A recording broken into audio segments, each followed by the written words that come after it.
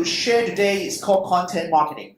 If you try to study on the biggest marketing trend in the world right now, actually there are three trends. One is called big data, all right? The second thing is called growth hacking.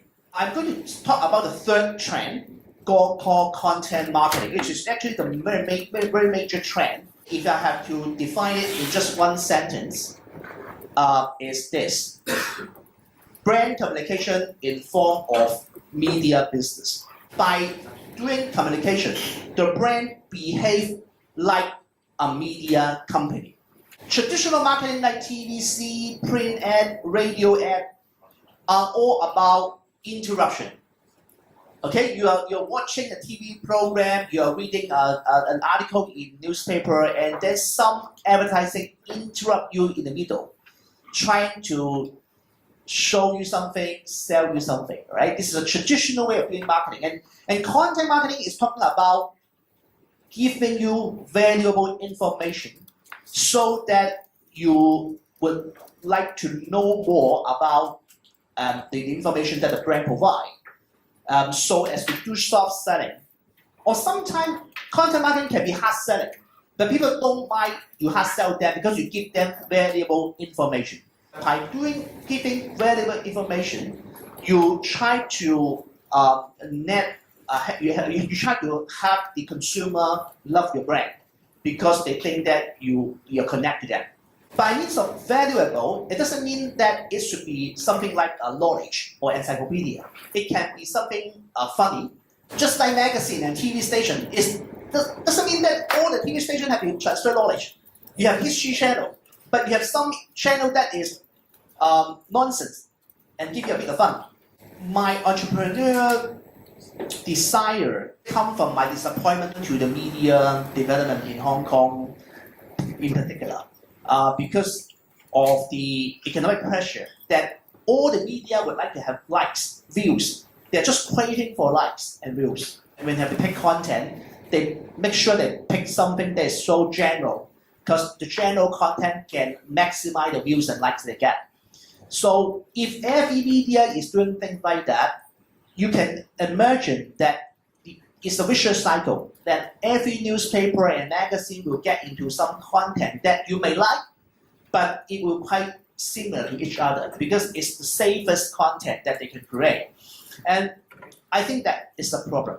So I'm just thinking whether I can use content marketing as a way to change this. Because if I can channel the resources from commercial world, asking each individual brand to develop quality content based on content marketing thinking.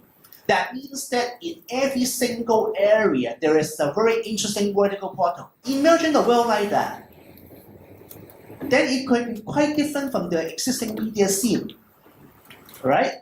Because media will not focus on one single topic. They want variety.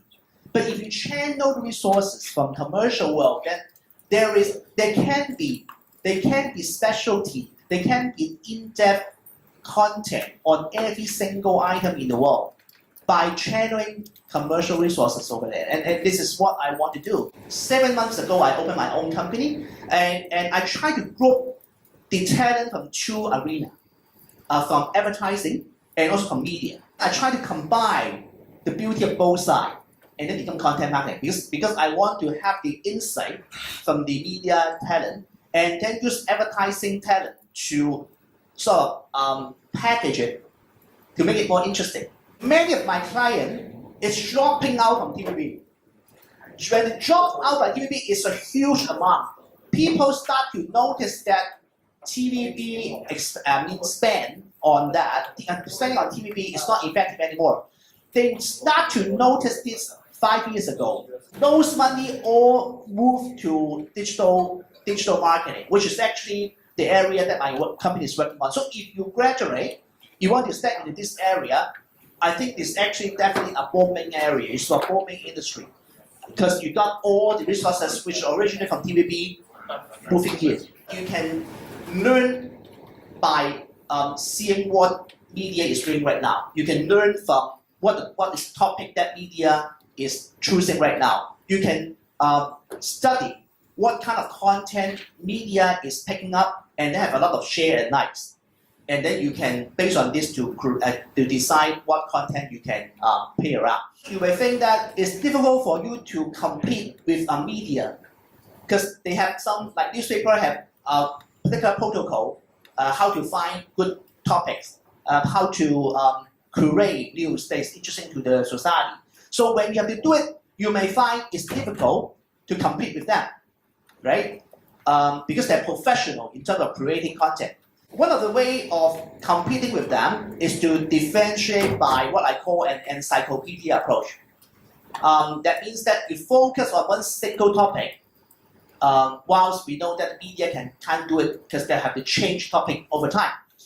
Johnson & Johnson created this called Baby Center, which gather all news about and all useful information about parenting, and also about baby caring. Hence, it's so comprehensive that in US, every 8 out of every 10 mothers is using information over there.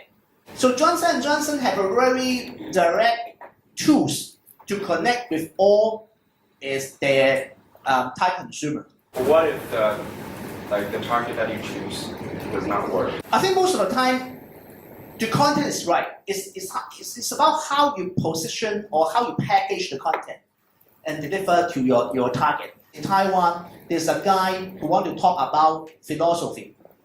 Philosophy used to be something you think is very boring, right? He used cooking class to package the whole thing. So if you look at watch his video, you can see he wear like a chef. And then he used a chef cooking class format to explain philosophy concept to you. Sometimes it's not about the difference in content. It's not, you don't need to be very special. It's just combination. So when you talk about creativity, it's all about combination. Sometimes you can't invent it. Sometimes you can't do rocket science. Sometimes you do some simple thing, but use a very special combination to create innovations or creativity.